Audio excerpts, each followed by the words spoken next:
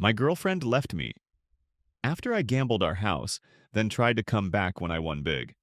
My girlfriend Emma and I had been together for 4 years. We lived in a small house we'd bought together, pooling our savings for the down payment. I worked as a mechanic and she was a nurse, so we weren't rich, but we were comfortable. The house was our big achievement. Nothing fancy, just a two-bedroom place with a yard we planned to fix up someday. We talked about getting married, maybe starting a family, but we were happy just building our life together. I'd always liked gambling, mostly small bets on sports or a few bucks on slots when we went out. Emma didn't mind as long as I kept it under control, and I usually did. About a year ago, I started going to the casino more often. It was a 30-minute drive from our house, and I'd go after work to unwind. At first, it was just $50 here or there, playing blackjack or poker. I'd win sometimes, lose others, but it felt harmless. Emma noticed I was spending more evenings out and asked me to cut back, saying we needed to save for house repairs. I agreed, but the thrill of the casino kept pulling me in. I started betting bigger, chasing the high of a good win. One night, I won $2,000 on a poker table, and it felt like I'd cracked some code. I told Emma about it, thinking she'd be excited, but she was upset I'd risk so much. She said gambling wasn't worth the stress it put on us. Things escalated when I hit a losing streak. I'd lost about $3,000 over a few weeks, dipping into our joint savings to cover it. Emma didn't know yet I'd been moving money around to hide it, but I was sure I could win it back. I started researching gambling strategies online, watching videos about card counting and betting systems. I was convinced I could turn things around with one big night. That's when I got the idea to use our house as collateral. I'd heard about high-stakes games at the casino where you could borrow against property for a chance at huge payouts. I didn't tell Emma. I knew she'd never agree. I took the house deed to the casino's loan office, signed papers to put it up as collateral for a $50,000 line of credit, and got chips to play in a private poker room. I didn't think I was risking everything. I was confident I could double the money and pay off the loan before Emma noticed. That night, I played for hours, betting aggressively. I lost $20,000 in the first 2 hours and panic set in. I kept playing, hoping to recover, but by morning, I was down $45,000. The casino gave me a week to pay it back, or they'd start foreclosure proceedings on the house. I went home, exhausted and scared, and tried to act normal. Emma sensed something was wrong and asked why I looked so stressed. I brushed it off, saying it was work, but I knew I couldn't hide it for long. The next day, Emma checked our bank account and saw the withdrawals from our savings. She confronted me, and I admitted I'd been gambling but didn't mention the house yet. She was furious, saying I'd betrayed her trust and we couldn't afford these losses. I promised I'd stop, but that night I went back to the casino, desperate to win back enough to cover the loan. I didn't tell her about the deed. It felt too big to confess. I started keeping a log of my bets and losses, hoping to track a way out, and saved emails from the casino about the loan terms. I knew I was in deep, but I was banking on one big win to fix everything. Emma was already pulling away, spending more time at her sister's place, and I could feel our relationship cracking under the weight of my choices. The situation with Emma was getting worse by the day. I'd gambled away $45,000 of the $50,000 loan I'd taken against our house, and the casino was pressuring me to pay it back within a week, or they'd move to foreclose. I hadn't told Emma about using the house as collateral. She only knew about the $3,000 I'd pulled from our savings. She was already furious about that, spending most nights at her sister's place and barely speaking to me. I was still going to the casino, convinced I could win enough to cover the loan and fix everything. I'd saved emails from the casino about the loan terms and kept a notebook tracking my bets, trying to find a pattern that would turn my luck around. But deep down, I knew I was digging myself deeper. I started hiding more from Emma. I'd lie about working late at the shop when I was really at the casino, playing blackjack or poker, chasing that one big win. One night, I won $10,000 on a hot streak, and I thought I was back on track. I paid $5,000 toward the loan to buy some time, but I lost the rest the next day trying to double it. The casino sent me a reminder email about the remaining $40,000, with a warning that foreclosure would start if I didn't pay by the deadline. I was running out of time, and Emma was growing more distant. She'd text me about bills or house stuff, but there was no warmth left. I knew I had to tell her about the house, but I was terrified she'd leave me for good. One morning, Emma came home to grab some clothes and found a casino loan statement I'd left on the kitchen counter. It had the house's address and the loan amount. She confronted me when I got home from work, holding the paper, her face pale with anger.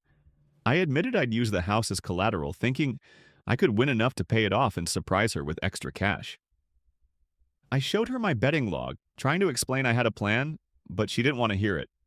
She said I'd risked everything we'd built without even asking her. She packed a bigger bag and left for her sister's again, saying she needed space to think. I begged her to stay, but she was done listening. That night, I saw she'd unfollowed me on social media, and her sister texted me to back off. I was desperate now.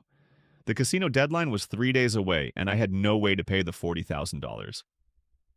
I sold my tools from the garage for $1,500 and tried borrowing from a friend, but he could only spare $200.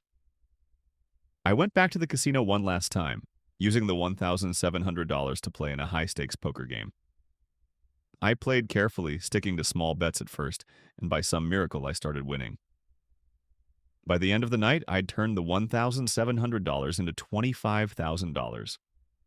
It wasn't enough to clear the loan, but it gave me hope. I paid another $10,000 toward the debt, bringing it down to $30,000, and the casino extended my deadline by a week. I felt like I was close to saving the house, but Emma wasn't answering my calls or texts. I started researching gambling recovery programs, thinking I could show Emma I was serious about changing. I found a local support group and attended one meeting, taking notes on their advice to quit cold turkey. I also reached out to a lawyer to understand what foreclosure would mean for the house. He said we'd lose it unless I paid the full amount soon, and Emma's name on the deed meant she'd be dragged into the mess too. I saved the lawyer's email and the support group's flyer, planning to show them to Emma to prove I was trying to fix things, but I knew the only way to keep her was to clear the debt completely.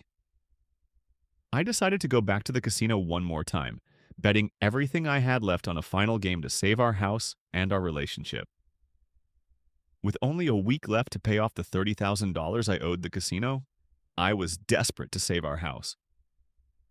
Emma had left me after finding out I'd used our home as collateral for a gambling loan, and she wasn't answering my calls or texts. I'd sold my tools and won $25,000 at the casino, paying down part of the debt, but it wasn't enough. I'd started attending a gambling support group and consulted a lawyer, saving their advice to show Emma I was trying to change. But I knew the only way to fix things was to clear the loan completely. Against everything I'd learned, I decided to go back to the casino one last time, betting my remaining $15,000 on a high-stakes poker game to win the rest. That night at the casino was intense. I played for hours, keeping my bets calculated and avoiding risky moves. Luck was on my side. I hit a streak, turning my $15,000 into $40,000 by 3 a.m. I cashed out, paid the casino the final $30,000, and got the loan cleared. They returned the house deed, and I had $10,000 left. I felt a rush of relief, thinking I could finally tell Emma we were safe. I drove home, planning to show her the cleared loan documents and the support group flyer, hoping it'd prove I could change. But when I got there, her stuff was gone. She'd moved out for good while I was at the casino. Her sister texted me saying Emma was done and wanted no contact. I was crushed, but I didn't chase her. I'd betrayed her trust, risking our home without her knowledge, and no amount of winning could undo that. I kept going to the gambling support group, sticking to their advice to avoid casinos and rebuild my life. With the $10,000, I paid off some credit card debt and put the rest into savings. I sold the house a few months later, splitting the profit with Emma through her lawyer, since her name was on the deed. I moved into a small apartment, got a promotion at the mechanic shop, and started saving for a new goal, a motorcycle trip across the country, something I'd always wanted to do. I stayed single, focusing on myself and avoiding gambling completely. 4 years later, I'd built a good life. I'd taken that cross-country trip, started a side hustle restoring vintage bikes, and bought a small cabin in the mountains.